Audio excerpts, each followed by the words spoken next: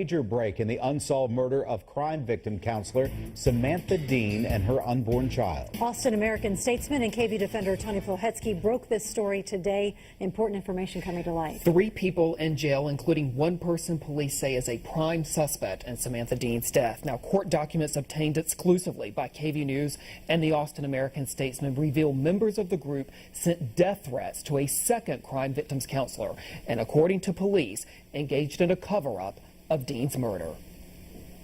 This is the man police call a key suspect in the murder of 29-year-old crime victims counselor Samantha Dean. These court documents from Houston identify him as 31-year-old Kevin Watson, now in jail in Harris County on unrelated drug charges. Watson is one of 3 people police have linked to the case. Also arrested, Kevin Watson's girlfriend, 50-year-old Kyla Fisk, on a charge of evidence tampering.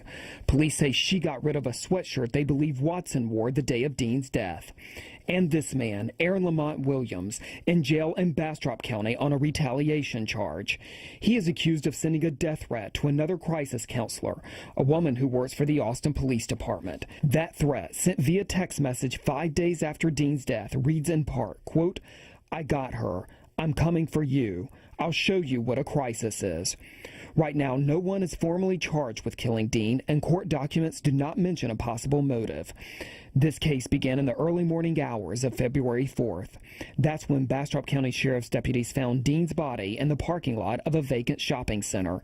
The killer shot Dean 3 times in the head. She was 7 months pregnant. She worked for the Kyle Police Department, remembered by Chief Jeff Marnett immediately after her death. And she helped us start a program and to make certain that victims of crime were not forgotten in the criminal justice system. Sheriff Terry Pickering told me in February that her murder is a mystery. At this point, it's truly a whodunit type case. A case that now gains momentum as investigators work to bring murder charges against a killer or killers. Now, there is still no motive in the murder, and it is unclear whether these 3 knew Dean. As the KVUE defenders first reported, Austin police placed one of their own on leave immediately after Dean's murder. That officer's name is Vontre Clark. Investigators searched his home last month. His attorney tells me that Clark knew Dean, but he is not aware of any relationship between his client and the 3 people in jail. And Tyler and Terry, coming up tonight at 10, more on how police use technology to link these 3 people to this case. Wow. It's fascinating and disturbing, too. Okay, Tony, a little bit more on this, too.